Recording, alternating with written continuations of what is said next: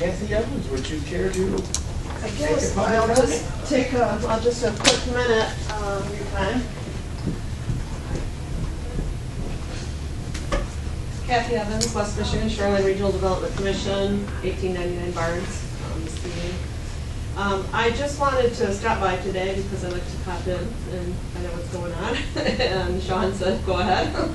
And I wanted to mention that recently with Judy Kell, we applied for a grant to do some improvements at Heritage Landing, and that we're using a portion of our NOAA grant to match that, a pretty significant amount, to do some more improvements along Heritage Landing for fish and wildlife. And I hope you like what we've done so far, because that circle area where the bridge is, you know, all the wildflowers and everything that are in there, there's some woody structure out in the pond itself for fish and some bulrushes and things, and it's coming along nicely. We put a lot of flowers and things in that particular location because it's so visible. We've done a lot of work along the whole Lake Shore Trail bike path and other areas where we did less of that beautification type of plantings, but those are all native plants and it's all good fish and wildlife habitat. I also have here a fact sheet, and I don't have enough for everybody, so I'll leave one with you, but it talks about the economic benefits of the NOAA Habitat project that we're managing, the $10 million ERA project. What else is there? Heritage Landing. I don't want to bring it up in great detail, but we're also working on a project that I think has regional significance, and Dave was just with me in Lansing today. The Zephyr property right here located on Muskegon River and M120. That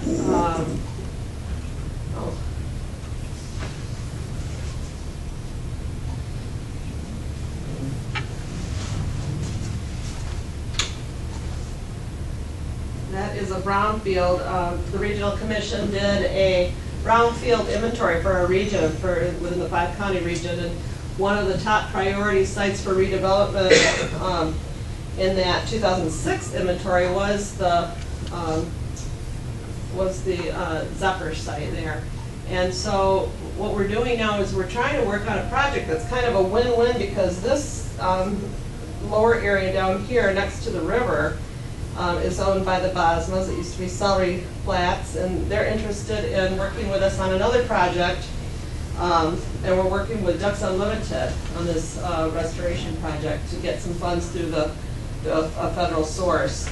So we've been working with a regional office on that project, and we're hoping that once our kind of community stakeholder group gets maybe more specifics to the DEQ and some other federal partners, we can come up with a really good plan to do maybe more cleanup than we ever thought was possible for that site, and also open up an avenue for us to once again enjoy the river resources as well. So it's in the preliminary stages. Senator Hansen was able to get $6 million through the state legislature just a couple months ago for fiscal year 12. So the state now has $6 million that they can use to leverage federal dollars for cleanup. And so the DEQ's remediation division is working to find federal partners right now. The U.S. Army Corps of Engineers, possibly, the EPA with the Legacy Act. There's all different kinds of programs that they can leverage, because the soils, the groundwater are contaminated, some of the wetlands and surface waters get oil contamination. There's a lot of free products still on the site, so it's a pretty complex and pretty polluted site. There are a lot of abandoned oil wells all over the site too. So our community group includes Dave and many others, and we're working with Dave Keith, and we have Kim Arter even with Laketon Township, because Bear Creek runs through here, and there's some pollution back in here. Part of the site is on the north side of M120. So there are concerns downstream in Laketon Township and Bear Lake, and of course the river as well, which goes into Muskegon Lake. The good news, bad news, whatever you want to think of it as, is that we are an area of concern, so that helps us get some additional funding right now that's available only for water bodies that are areas of concern. So anyway, that's what's happening. Does anybody have any questions about that? Have you looked at, I know we've talked before about putting some of the groundwater into the system to take out the wastewater. Yeah, Mark Eisenbarth was at our meeting today too. So I didn't mean to leave him out. There were some other people there too that I didn't mention, but definitely that was brought up, and there's a cost savings there. And it looks like the DEQ is pretty seriously looking at that. Yeah, they're very favorable of the noise connecting to the system. Anything else? Thank you.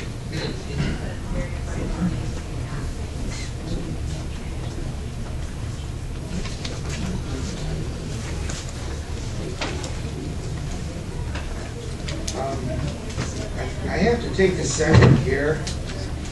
I see a friendly face out in the audience. Lou McMurray is here, and it's really good to see him. We're trying to hold down the fort, Lou. So. If I may, I thought that Nancy Waters' presentation was going to be today. It was yesterday. Yesterday? Tuesday. Oh, okay. So I'll need a ride back home, Steve.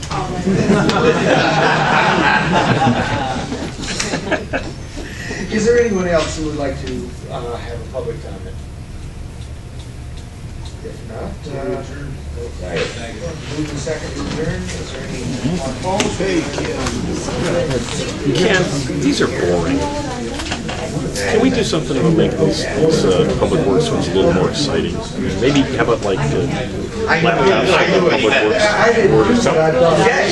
Fire them up. I've tried on this second one, but I haven't any luck. I mean, the transfer, see, it's the 1.78 acres out there that the transfer station is on. Yeah, what is about that? I'm sure that's nothing, but I just We bought the whole thing, you know, except that little section. Took an option out, and the reason I took an option out is because there's some potential groundwater contamination. Sure you didn't want to get into the big mess. So, a little while ago, we're just going to say, okay, and then the DEQ said, wait a minute, there might be some issues. So he just wants to not take possession because he might get bitten by it. let's kick it down the road, see what's coming out of it. And the transfer people call me, they're just the leasing people, so this is what's going on.